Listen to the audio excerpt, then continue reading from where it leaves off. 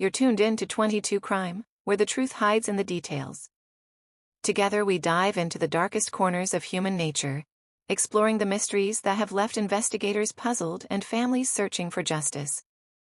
Because in the world of crime, the truth is never as simple as it seems. With just 22 minutes on the clock, let's dive into today's case and uncover the shocking truth. Today's episode centers on a case that captured international attention with its shocking duration, complexity, and the extraordinary resilience of a young victim. This is the story of Natascha Kampusch, abducted at the age of 10 on a quiet street in Vienna, Austria, and held captive for over 8.5 years. In this episode, we'll trace Natascha's early life and the circumstances that placed her in a position of vulnerability. We'll go through the cruelty and confusion of her imprisonment, explore how she resisted psychological disintegration, and consider the controversial aftermath that unfolded once she reclaimed her freedom. Above all, we focus on her voice and her experience, rather than the sensational headlines that followed.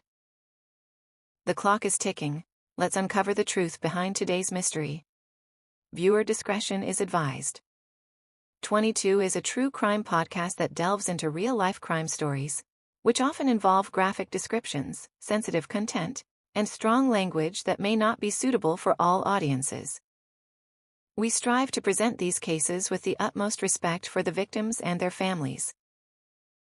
Please note that the content discussed may be distressing or triggering for some listeners. Additionally, all resources and information presented in this podcast are obtained from publicly available internet sources. Listener discretion is strongly advised, and we recommend that only mature audiences proceed with caution. If you are sensitive to such content, please consider watching another video. Stay safe and take care of your mental health. Before that fateful morning on March 2, 1998, Natascha Kampusch was a bright, sensitive child, navigating the edges of Vienna's urban sprawl. She grew up in the Rennbahn Council estate, a place that was meant to offer modern housing and community spirit, yet often felt unsafe and cold. The atmosphere there was charged with social tensions, small acts of cruelty among neighbors, and pervasive unease. By the time Natascha turned 10, her parents' relationship had fractured. Her mother and father were separated, each grappling with personal struggles. Natascha, caught in the middle, felt this instability deeply.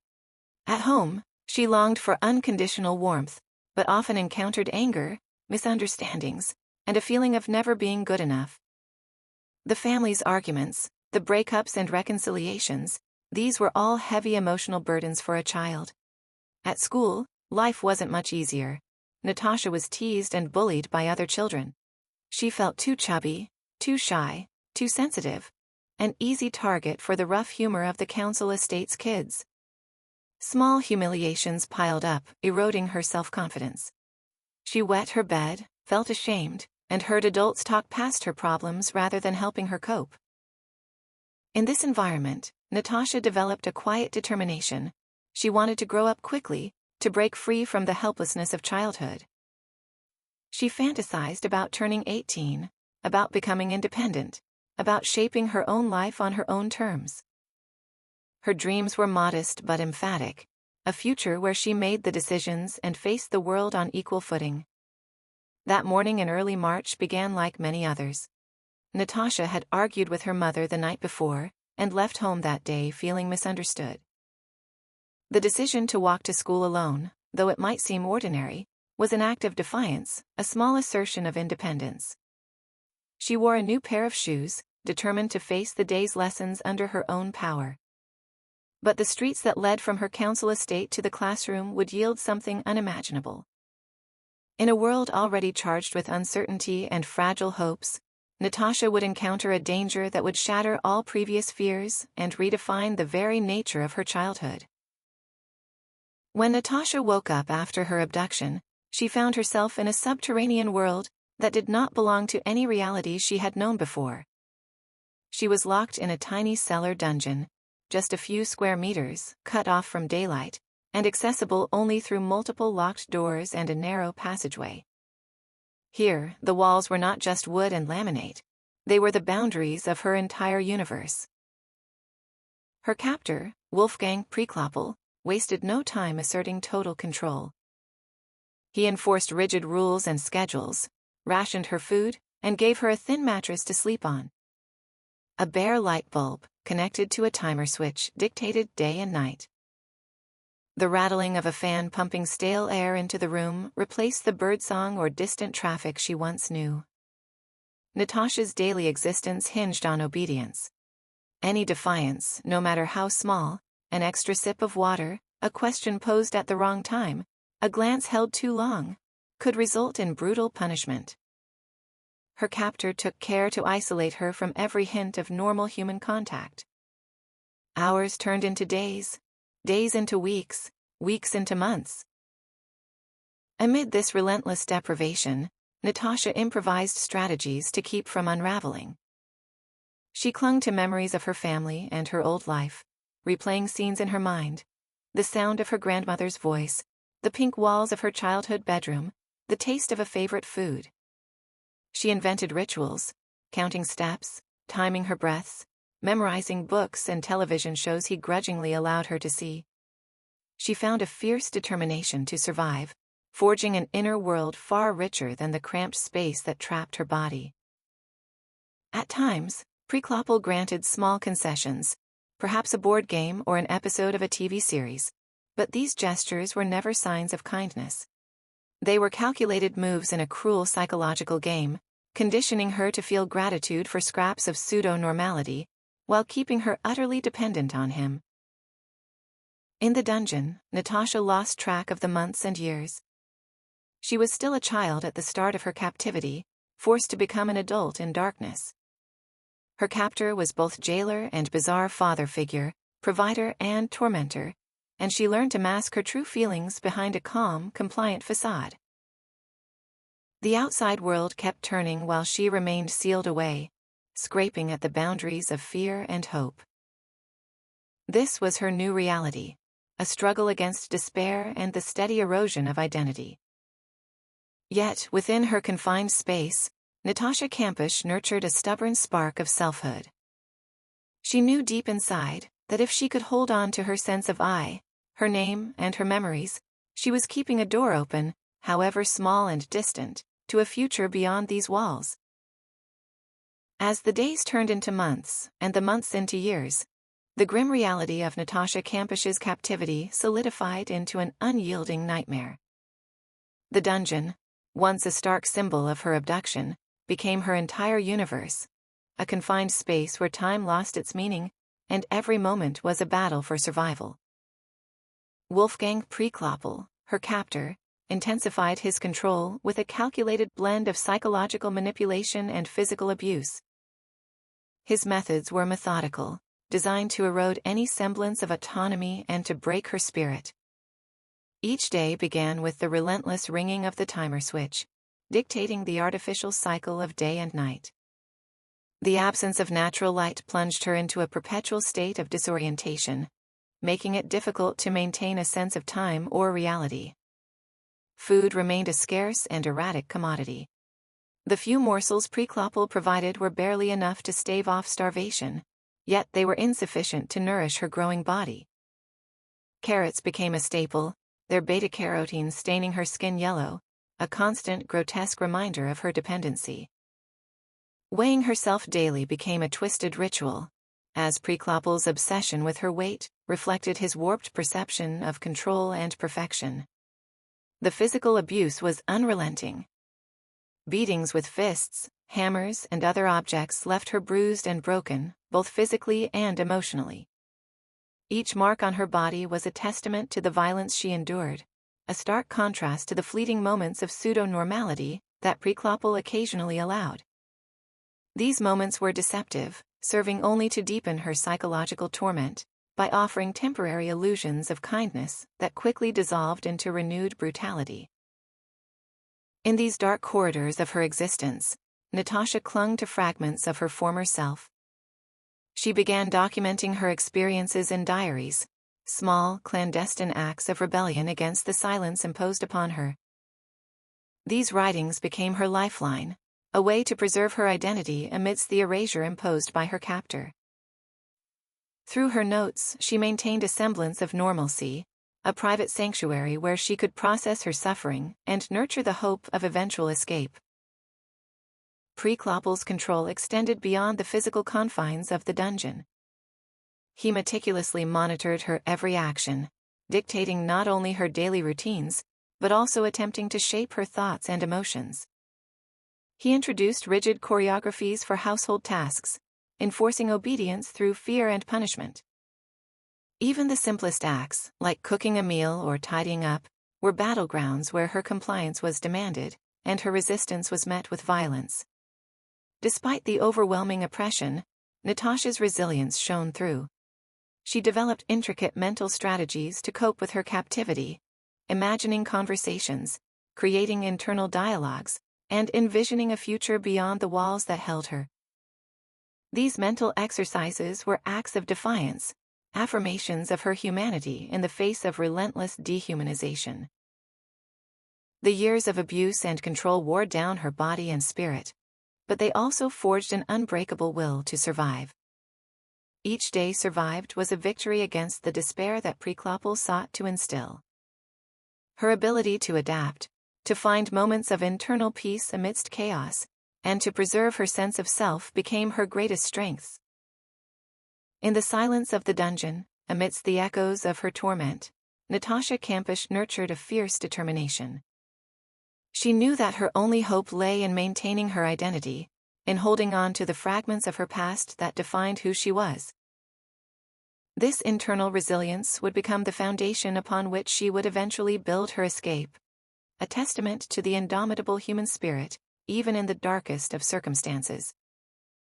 As the years dragged on, the psychological prison became as confining as the physical one. Yet, within her, the seed of freedom was taking root, waiting for the moment when she could finally break free from the chains that held her. After years of relentless captivity, Natascha Kampusch reached a pivotal moment as her 18th birthday approached. Prekloppel, sensing her growing determination, became increasingly volatile and controlling. His attempts to maintain dominance intensified, blending moments of forced kindness with bursts of unrestrained anger. The tension between them escalated, with his outbursts becoming more frequent and severe, pushing Natascha to the edge of her endurance. In the weeks leading up to her escape, Natascha meticulously observed Prekloppel's routines, identifying moments when he was distracted or preoccupied. She began reclaiming small aspects of her identity, such as choosing the color of her clothing and managing minor household tasks independently. These subtle acts of defiance were the first cracks in the fortress of her imprisonment, small victories that fortified her inner resolve. One late summer afternoon, while renovating a flat on Hallergasse, the atmosphere was thick with unspoken tension. Prekloppel's frustration over the slow progress manifested in harsh commands and physical abuse, leaving Natascha bruised but more determined than ever. Amidst his anger, she saw an opportunity to confront him directly. "You have brought a situation upon us in which only one of us can make it through alive," she declared suddenly, her voice steady despite the fear gnawing at her insides. Prekloppel froze, caught off guard by her unexpected confrontation. For the first time, his facade of control began to crack, revealing the desperation that lay beneath. Natascha pressed on, her resolve hardening with each word. "I really am grateful to you for not killing me, and that you have taken such good care of me. That is very nice of you. But you can't force me to stay with you. I am my own person, with my own needs. This situation must come to an end." Silence hung heavy in the room as Prekloppel grappled with her declaration. His eyes, once filled with rage, now shimmered with a mix of fear and disbelief. Natascha took a deep breath, feeling the weight of her decision pressing down on her. "I have tried to kill myself so many times, and here I am, the victim. It would actually be much better if you would kill yourself. You won't be able to find any other way out anyway. If you killed yourself, all of these problems would suddenly be gone." At that moment, something inside Prekloppel seemed to shatter.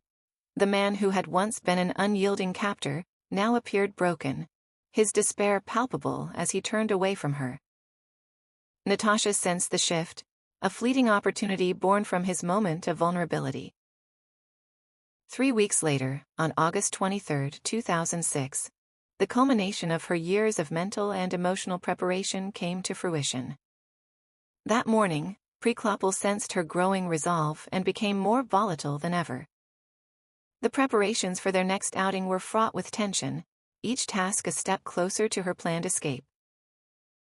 They worked on the old white delivery van, a relic from the day of her abduction. The van, once a symbol of her entrapment, was now the key to her liberation. Natascha had calculated every detail, memorizing the layout of the house, the timing of Priklopil's routines, and the precise moment when her chance would come.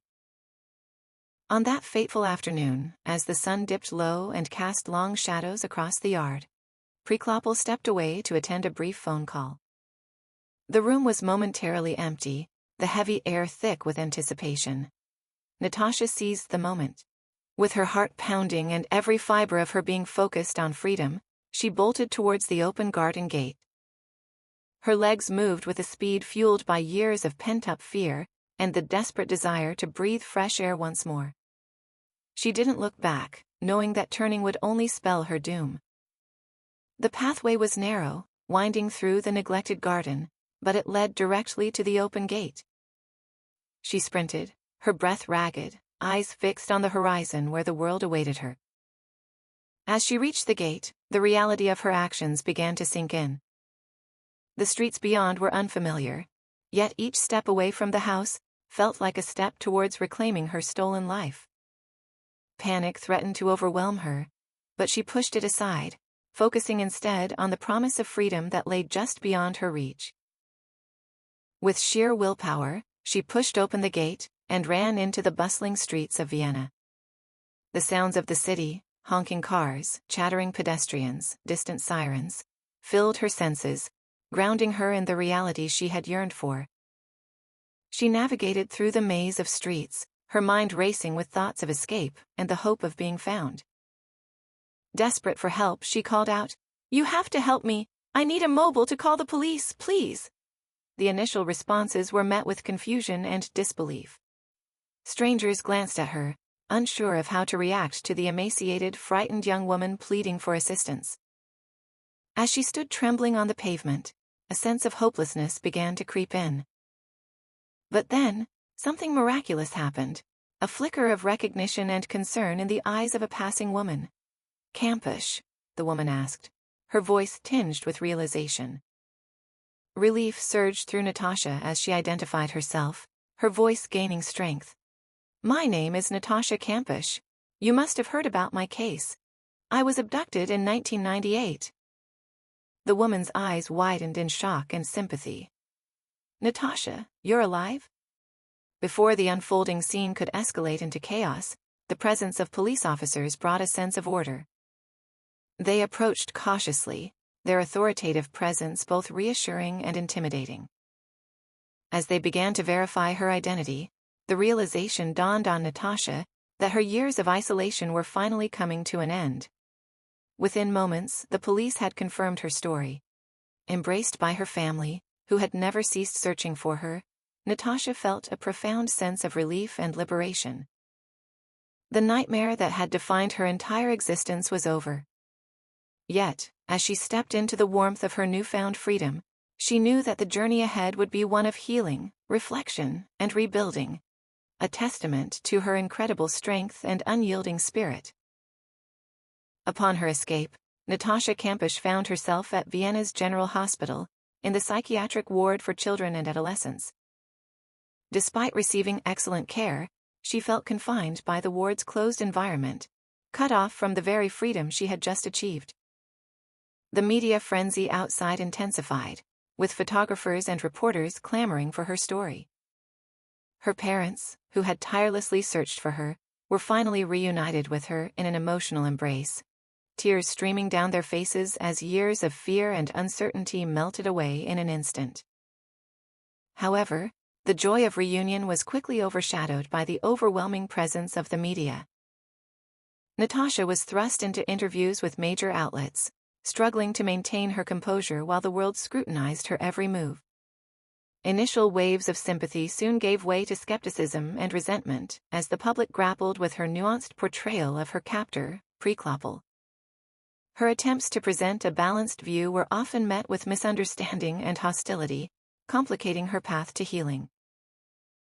Authorities faced backlash, as investigations revealed significant lapses and cover-ups that had hindered efforts to locate her sooner. The revelation that key evidence had been ignored led to public outrage and demands for accountability. Amidst this turmoil, Natascha began to reclaim her independence, moving from the psychiatric ward to a nurse's residence, and eventually to her own flat. She pursued education and learned new languages, taking deliberate steps toward rebuilding her life. In these early stages of her freedom, Natascha Kampusch faced the daunting task of redefining herself beyond the identity of a victim. As she continued to heal and rebuild, Natascha remained steadfast in her resolve to move forward, carrying with her the strength forged in the darkest of times.